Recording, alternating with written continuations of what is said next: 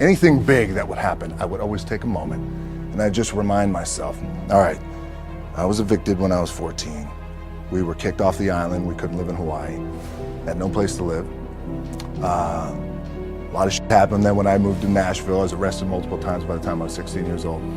I would remember that, and it allows me then to be present in the moment and understand, holy, the stuff I have around me right now, this is the shit that I dreamed of when I was a kid.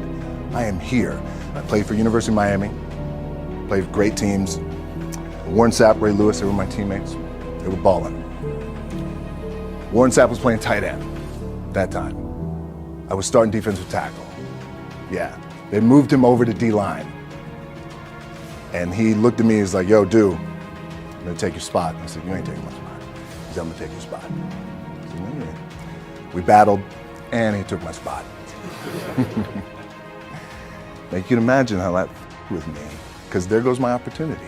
He went in, switched to defensive tackle, lit the world on fire. But what that did, it crushed me, it crushed my dreams. I had a piss poor senior year, zero production, no NFL, no combine invite, nothing. Finally went to the CFL, Calgary Stampeders, making $250 a week Canadian. Now I had to send that home to my wife at that time. Had no money.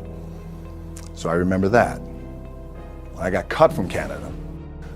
My dad, in his pickup truck, came down 4 o'clock in the morning, picked me up in Miami from Tampa. We lived in a little apartment in Tampa. He drove down in his little pickup truck to Miami to get me when I was cut from the CFL. And I thought, well, I leave home like you guys left home. I'm ready to tackle the world, to get after it, achieve my dreams and goals. Crushed by 22, 23 years old. Now I got to move back in with my mom and dad. I played on great teams, though. Wait a second, this is not supposed to be my future. I'm supposed to be in the NFL right now. I'm supposed to be making a lot of coin and buying my parents, buying me, taking care of my wife, but it never happened. So I pulled out my wallet. I thought, well, let me see how much money I have. I opened it up. I had a 5, a 1, and change. Well, at least I rounded up to $7. But I thought, God, ain't this a bitch? I got $7 in my pocket. Where the f do I go now? What do I do? I can't go back to CFL. The point comes where you hear that voice, big run's over. You're done. Right, so I heard that voice.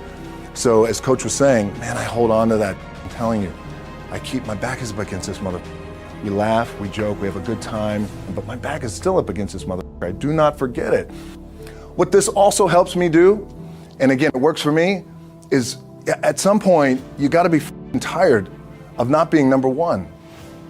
You have to be, and you gotta play angry, and I play angry. Now, I'm cool and calm with my approach. And when I step out on my field, which is a set or, you know, like, there's some, and you're always gonna have haters, and haters are like, well, God damn, man, how many movies are you gonna make, or how much shit are you gonna do? Like, you do a lot of shit. I say, yes, it's my ambition. Of course, why not? I could do it. Yeah, I love what I do. And not only that, but in what world do we not work every day? My back is up against this thing, you know, and I started to play angry, by the way, and I still play angry. My last match, Brock Lesnar, transitioned, and I realized if I had to be great at something, I wanted to be great in this world of Hollywood and movie making and producing and entertainment, I had to commit, and like you guys have to commit. Obviously, you commit to something, commit to the goal. So I quietly retired. 2 years later, I thought, what did I do with my career? Because my movies were not doing well.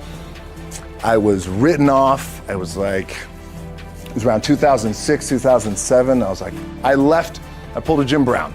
I left when I was on top, like number one in the wrestling business, and I left. It was a ballsy, gutsy, some call it stupid move, but I had to commit and I had to follow what was in my gut. What helps me is to keep the hard times in the front of my mind, because it allows me to go into these big moments that I've worked my ass off, and you guys have worked your ass off. It allows me to go into these big moments with a different perspective.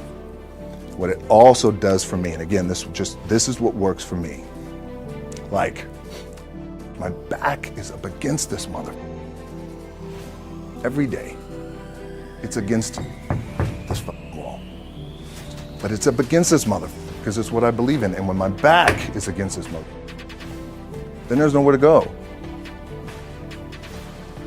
But that way, that's it. Doesn't mean you don't smile. Doesn't mean you don't laugh and joke, right? You're happy. I'm happy. I'm a happy guy. But when it comes to business and when it comes to executing, it's up against this. And I got to go that way. And I don't give a who is in front of me. They're not going to stop me. The key for me was, where does it start? What's the anchor? What's the anchor? So I could have all these ambitions, and you guys have all these ambitions, which is great. It's important. I'll play this role, you'll play that role. I'll execute this thing, and it'll come out this summer. You guys will execute this thing during the summer, right, when it's time to really put in a lot more work. But the key with me is just always finding what the anchor is. And the anchor is getting up at 4 o'clock in the morning every day before anybody else and grounding my thought process is in the no one will outwork me. No one. I love and I respect you guys. Motherfucker won't outwork me. All starts with this. 2 hands, putting it to work. My last match in WWE, I'll share this with you guys too, is that, again, because there's a little bit of takeaway here from all this, is I wrestled John Cena, and I went in, I think it was 2013, I went in WWE champion, and we went in MetLife Stadium. We had a record-breaking attendance, which was amazing that night. We accomplished our goal. So I wrestled with John Cena. We had 45 minutes planned for the match. It's nonstop, go, right? So your conditioning is tested. And at that time, I wasn't full-time in WWE. I was just doing these spot matches where I was still shooting G.I. Joe, I think, or Pain and Gain at that time. It was Fast and Furious 6 in London. Had to travel in the ring, get all my ring work in, travel back to shoot Fast and Furious, then back, WWE Raw, doing those shows. The big build-up to WrestleMania against John. We get to MetLife Stadium. It's a big night. This is it. It's game night, right? It's championship night for me. 45-minute match planned out. There's no cut. There's no, all right, well, let's pick it back up tomorrow. You know, it's go time. It's just like you guys in a game. At the 15-minute mark, bang! I feel something pop. I'm like, boom! What the I'm laying there, and both of us are out.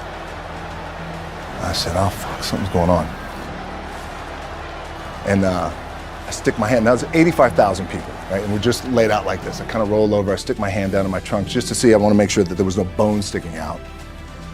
So if there's no bone sticking out, what the something just happened. Referee comes over and he's like, Rock, you all right? I'm like, yeah, I think I'm all right. I said, I get up, I go to step, and I can't step. I can't do this. I have to use my leg like momentum. I gotta do that. So now in that moment, and you guys are gonna have these moments, you probably already had them already, where you're in the game and you're in the thick of things, and you gotta make a decision. What I gotta do? I'm gonna stay in the game, committed to the team, I committed to my team, the whole entire roster, right?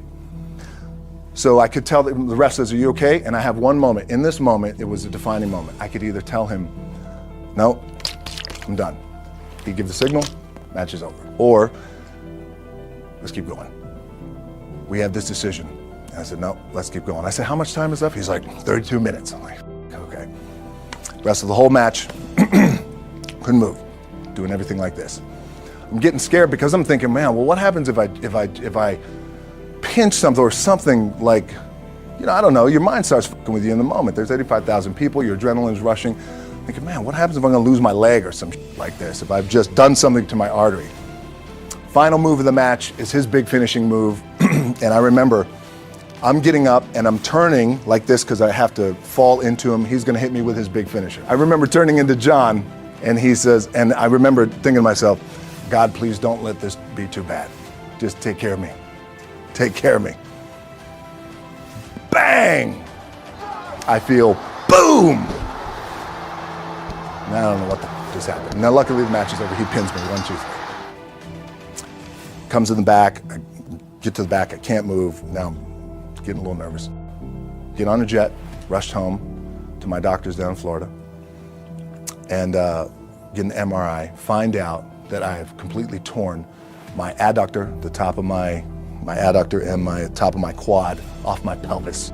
What I was proud of was to walk out on my own, but not only that, but in this moment where the odds are against you, people are watching, your team's depending on you, you either say, I'm done, or this, whatever the is going on, it's temporary, and it may fuck me up at some point down the road.